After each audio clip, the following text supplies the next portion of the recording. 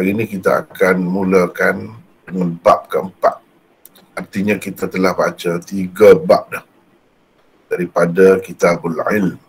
Bab qaulil muhaddis haddathana wa akhbarana wa anba'ana. Wa qala lana al-Humaydi kana 'inda Ibn Uyaynah haddathana wa akhbarana wa anba'ana wa sami'tu wahidan. وقال ابن مسعود حدثنا رسول الله صلى الله عليه وسلم وهو الصادق المصدوق. وقال شقيق عن عبد الله قال سمعت النبي صلى الله عليه وسلم كلمة. وقال حذيفة حدثنا رسول الله صلى الله عليه وسلم حديثين. وقال أبو العالية عن ابن عباس عن النبي صلى الله عليه وسلم فيما يرويه عن ربه. وقال أنس عن النبي صلى الله عليه وسلم فيما يرويه عن ربه عز وجل. وقال أبو هريرة عن النبي صلى الله عليه وسلم يرويه عن ربكم عز وجل. وبه قال حدثنا قتيبة بن سعيد قال حدثنا إسماعيل بن جعفر عن عبد الله بن دينار عن ابن عمر قال قال رسول الله صلى الله عليه وسلم إن من الشجر شجرة لا يسقط ورقها فاستحييت ثم قالوا حدثنا ما هي يا رسول الله قال هي النخلة. Ada 2 bab. Hadisnya lebih sama. Bab kelima iaitu bab tarhil imam al-mas'alah ala ashabih yakhtabir ma 'indahum min al-'ilm. Wa bihi qala hadatsana Khalid ibn Makhlad qala hadatsana Sulaiman qala hadatsana Abdullah ibn Dinar an ibn Umar عن النبي صلى الله عليه وسلم قال إن من الشجر شجرة لا يسقط ورقها وإنها مثل المسلم حدثوني ما هي قال فوقع الناس في شجر البوادي قال عبد الله فوقع في نفسي أنها النخلة فاستحييت ثم قالوا حدثنا ما هي يا رسول الله قال هي النخلة. Bab 4. Kata-kata muhaddis haddathana, akhbarana dan anba'ana. Humaydi berkata kepada kami di sisi Sufyan bin Uyainah. Haddathana, akhbarana, anba'ana dan sami'tu adalah sama. Ibnu Mas'ud berkata haddathana Rasulullah sallallahu alaihi wasallam. Haddatsana mana telah bersabda kepada kami Rasulullah sallallahu alaihi wasallam. Baginda adalah seorang yang benar dan dibenarkan. Dan dibenarkan atau dikatakan benar. Boleh juga gitu. Syaqiq berkata daripada Abdullah bin Mas'ud, saya mendengar Nabi SAW mengucapkan sesuatu. Hudzaifah berkata, Rasulullah SAW menceritakan kepada kami 2 hadis. Abu Al-Aliyah meriwayatkan daripada Ibn Abbas daripada Nabi SAW tentang apa yang diceritakan daripada Tuhannya. Anas berkata daripada Nabi SAW berhubung dengan apa yang diriwayatkan baginda daripada Tuhannya. Abu Hurairah berkata daripada Nabi SAW, baginda SAW menceritakan daripada Tuhan kamu. Qutaibah bin Sa'id meriwayatkan kepada kami, katanya Ismail bin Ja'far meriwayatkan kepada kami daripada Abdullah bin Dinar daripada Ibni Umar, katanya Rasulullah SAW bersabda. Itu satu cara kita baca tu, baca semua sekali. Ataupun kita berkata secara ringkas dengan syaratnya Imam Bukhari meriwayatkan daripada Ibni Umar, katanya Rasulullah sallallahu alaihi wasallam bersabda. Begitu pun boleh juga. Boleh juga begitu. Sesungguhnya di antara sekian banyak pokok, ada satu pokok yang daunnya tidak gugur. Ia betul-betul seperti orang Muslim dalam perumpamaan. Ceritakanlah kepadaku apakah pokok itu.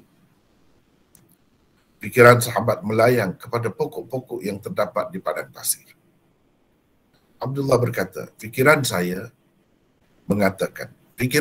pula mengatakan, pokok itu ialah pokok tamar, pokok kurma. Tetapi saya malu.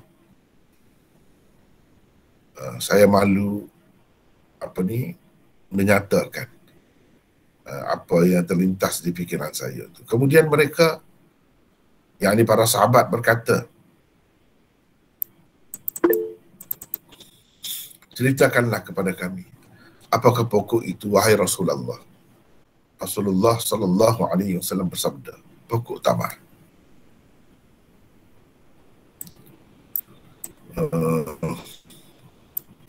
Asalnya ini apa yang telah kita baca tadi sebab dia hadisnya lebih kurang sama daripada perawi yang sama. Bab kelima, iaitu imam mengemukakan soalan kepada sahabat-sahabatnya untuk menguji ilmu yang ada pada mereka.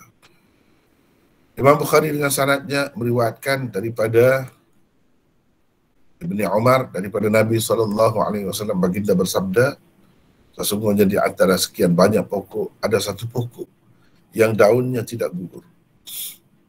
Ia betul-betul seperti orang Muslim dalam perumpamaan. Ceritakanlah kepadaku apakah pokok itu. Abdullah berkata, fikiran para sahabat melayang kepada pokok-pokok.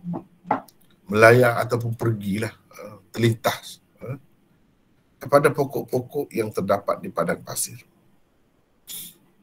Abdullah berkata, ini kata perawi di bawahnya lah. Kata perawi di bawahnya lah. Fikiran saya pula mengatakan pokok itu ialah pokok tamar. Tetapi saya malu. Kemudian mereka, yakni para sahabat, berkata, ceritakanlah kepada kami apakah pokok itu, wahai Rasulullah. Rasulullah sallallahu alaihi wasallam bersabda. Rasulullah sallallahu alaihi wasallam pun bersabda, pokok tamar. Itulah dua bab yang kita baca tadi, tapi mungkin hari ini kita hanya sempat baca satu bab saja, sebab itu pun dah panjang, memandangkan masa kita terhad. Tetapi yang saya bacakan kedua-duanya itu sebab daripada perawi yang sama, hadis yang sama sebenarnya. Hadis yang sama. Baiklah, kita balik semula sekali lagi ke tempat mula-mula kita baca tadi, bab yang keempat ni. Bab qaulil muhaddis, haddathana wa akhbarana wa anba'ana. Ni kata-kata muhaddis, haddathana. Jadi yang kata begini ni asalnya muhaddithin. Haddathana, akhbarana, anba'ana dan lain-lain lagi ini sistem ataupun disiplin yang dipakai oleh daripada dahulu lagi. Muhaddis daripada dahulu lagi, ketika mana hadis ini hanya dihafal, belum ditulis lagi. Mereka dah kata dah haddatsana, akhbarana dan lain-lain. Ketika itu muhaddis itu tidak tepat untuk perawi-perawi. Mereka hanya perawi-perawi. Kata-kata perawi lah. Tapi Imam Bukhari guna di sini muhaddis. Dia nak cerita yang kemudian. Yang kemudian. Setelah stabil, tetap disiplin dan sistem itu. Adapun sebelum muhaddis, iaitu perawi-perawi biasa. ada di antara mereka hanya mempunyai 2 hadis sahaja. Sedangkan nak kata dalam istilah muhaddis ni, istilah kemudian banyak hadisnya yang dia hafal, yang dia ingat, dan alimnya bila kata muhaddis itu. Tapi dalam sejarah perkembangan ilmu hadis ni, pernah suatu ketika sebelum sampai ke betul-betul kepada betul-betul muhaddisin, hadis-hadis itu hanya berlegar disampaikan oleh seorang perawi kepada perawi yang lain, walaupun dia bukan seorang muhaddis. Dia hanya ingat 10 hadis, orang ni ingat 20 hadis, orang ni ada hanya 2 hadis saja pada dia. Jadi yang diambil daripada dia 2 hadis itu sajalah. Dari segi istilahnya tidak tepatlah kepada mereka itu dikatakan muhaddis. Tetapi kalau muhaddis sungguh, memang alim. Dia bukan hafal hadis begitu saja, tahu kaedah ilmu hadis, bukan begitu saja. Memang alim yang dikatakan muhaddis ni. Orang alim khususnya dalam bidang hadis, bukan bermakna dia buta dalam bidang-bidang lain. Sebab saya terdengar juga akhir-akhir ni ada orang yang tak suka. Itulah yang peliknya. Dia kata percaya kepada hadis, percaya kepada Nabi, nak tahu apa yang Nabi buat, apa yang betul, apa yang tidak betul, mestilah melalui hadis. Mestilah melalui hadis. Tapi oleh kerana apa yang disampaikan oleh muhaddisin daripada dahulu sampai sekarang tidak sesuai dengan selera mereka, dengan amalan yang dah menjadi kebiasaan dan adat mereka, kadang-kadang secara senyap-senyap mereka cuba memperlekehkan, merendah-rendahkan muhaddis itu dengan mengatakan muhaddis ini hanya orang yang ingat hadis, tahu hadis, alim hadis, gitu saja. Padahal tidak begitu. Seperti Imam Bukhari ni, bila dia kata muhaddis, orang seperti dia lah. Orang seperti dia yang memang betul-betul hebat, penulis-penulis kitab-kitab hadis. Mereka itu bukan hanya alim hadis, buta misalnya, tak tahu apa pun tentang usul fiqh dan sebagainya. Bukan begitu. Silap itu. Kalau begitu, ini sebenarnya didorong oleh perasaan untuk merendah-rendahkan orang-orang yang alim hadis supaya pengajarannya tu dirasakan tawar oleh masyarakat. Ini satu perkara, fenomena yang sangat menyedihkan saya sekarang ni. Dan orang-orang yang bercakap begitu, kata kasih kepada Nabi, buat maulid lah, buat macam-macam lah, majlis-majlis cinta Nabi lah. Saya pun tak berapa faham apa maksud cinta kepada Nabi itu. Kalaulah pembawa-pembawa ilmu hadis yang sebenar diperlekeh dan direndah-rendahkan, sebaliknya orang-orang yang menyebarkan cerita-cerita yang tak tentu hala, dongeng-dongeng, itu pula diangkat dan dimuliakan dalam masyarakat. Ini adalah satu fenomena yang menyedihkan dan membahayakan umat sebenarnya. Bila Imam Bukhari kata muhaddis, maksudnya bukan seperti perawi-perawi sebelumnya, sebelum kitab-kitab hadis ini terkumpul. Sebab betul kalau mereka yang tak alim, itu betul, tak tahu apa usul fiqh, betul pada masa itu. Tetapi kalau kemudian dikatakan muhaddis, seperti Imam Bukhari, Imam Tirmizi dan lain-lain, itu bukan sembarangan orang tu. Ataupun yang bawah-bawah lagi, yang kemudian orang panggil Syekhul Hadis misalnya, guru hadis, dia bukan tahu hadis saja, ingat hadis saja, bukan begitu. Bahkan ingat itu tak penting dah sekarang ni. Sebab buku sudah terkumpul, buku-buku, dan jelas semua terima. Ini kitab siapa, ini kitab siapa, semua dah terima. Jadi dari segi ingatan itu tidak begitu perlu dah sekarang. Yang lebih diperlukan ialah kemahirannya, kepakarannya dalam memahami hadis itu. Itu sebenarnya keperluan kepada orang yang ingat, sebab tidak ada kitab itu pernah diperlukan sangat dalam sejarah perkembangan hadis. Itu betul. Pada ketika itu tidak muhaddis pun perawi-perawi itu.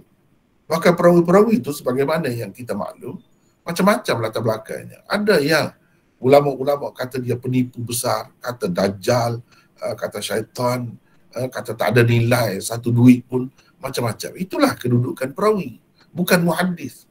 Kalau muhaddis bukan begitu. Itu satu kesilapan yang perlu diperbaiki, ya. Kita ada nota di sini 31 mengambil kira nota sebelum ini, sambungan kepada nota sebelum ini. Sebenarnya Imam Bukhari apa tujuan dia buat tajuk ni? Tajuk bab ini kita panggil tajuk bab. Ni semua ni sampai setakat ni adalah tajuk bab. Ni kalau dalam yang teks Arab ni, ini tajuk bab yang dibuat oleh Imam Bukhari. Hadisnya yang tadilah, yang kita baca tadi di bawah tadi.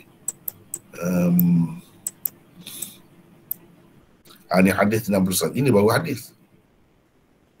Yang di atas tadi itu tarjamatul bab. Tajuk bab yang dibuat oleh Imam Bukhari ini diakui ulama sebagai perkara yang sangat penting difahami. Dengan sebab itu, tak sampailah maksud Imam Bukhari kalau kita hanya belajar hadis-hadis Sahih Bukhari menggunakan kitab tajrid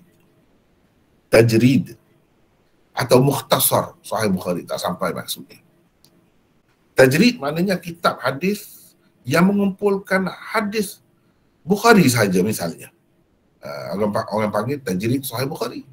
Hadis dia saja, maknanya yang ni tak ada ni. Tajuk bab ni tak ada sebut.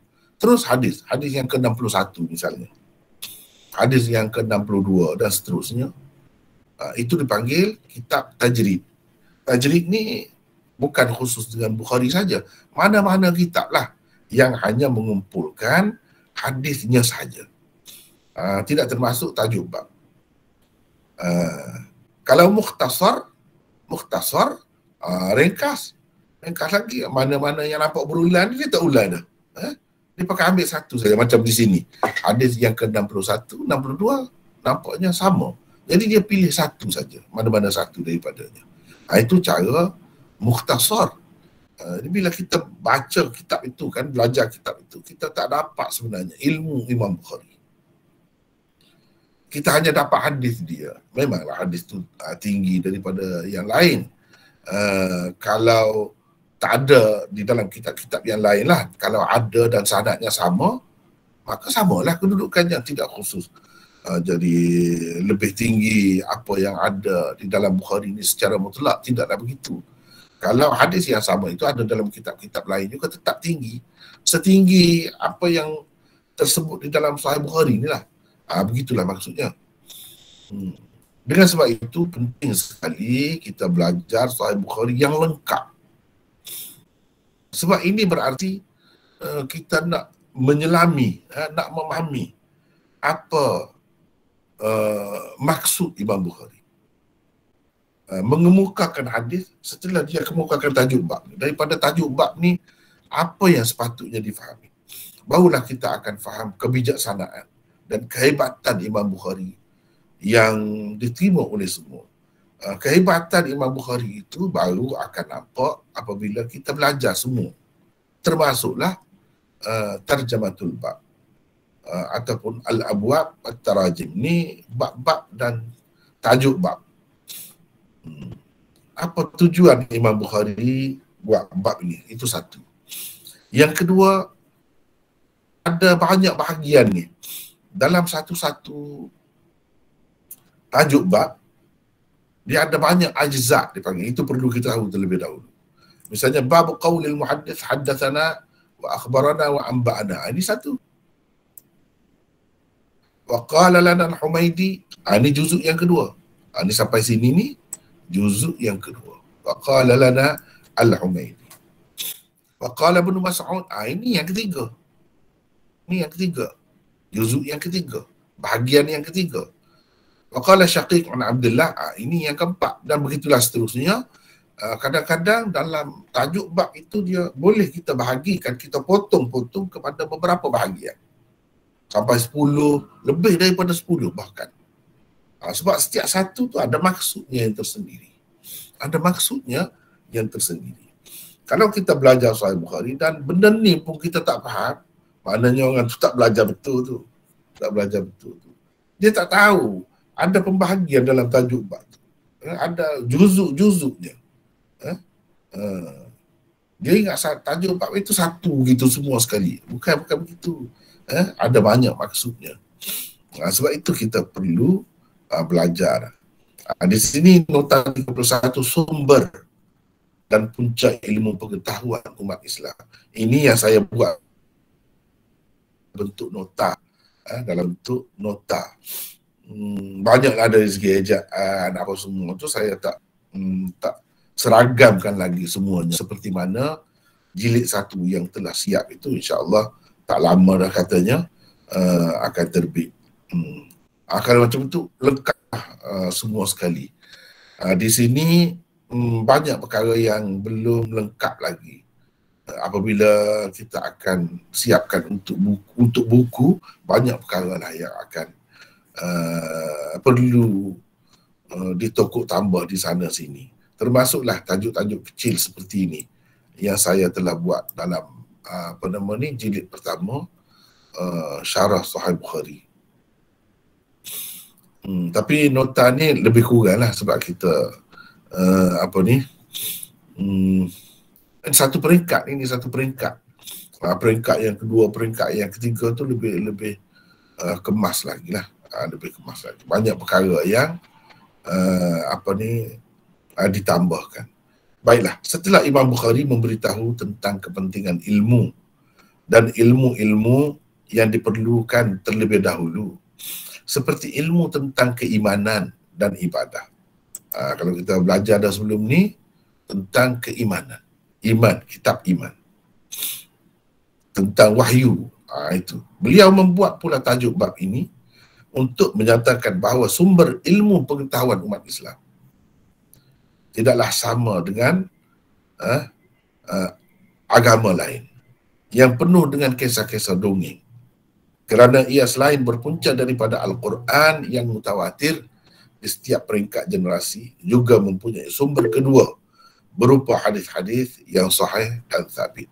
Ini punca ilmu pengetahuan umat Islam, iaitu Quran yang memang mutawatir, tak ada sanad, tak perlu sanad pun. Dan yang kedua, hadis-hadis. Hadis-hadis ini ada sanad dan ada yang tidak bertaraf mutawatir, kebanyakannya hanya bertaraf ahad walaupun sahih, tetapi ia terikat dalam satu sistem, dalam satu kaedah yang sangat rapi dan kemas, sehingga diyakini kesahihan dan kesabitannya. Keadaannya tidak sama dengan ilmu yang digunakan pakai oleh penganut-penganut agama lain di dalam dunia hingga ke hari ini, tak sama. Kalau kita buat perbandingan, banyaklah. Kalau kita buat perbandingan, misalnya antara sumber-sumber Islam ini dengan Bible misalnya, banyak perkara. Ataupun kitab-kitab suci agama lain, jauh bezanya.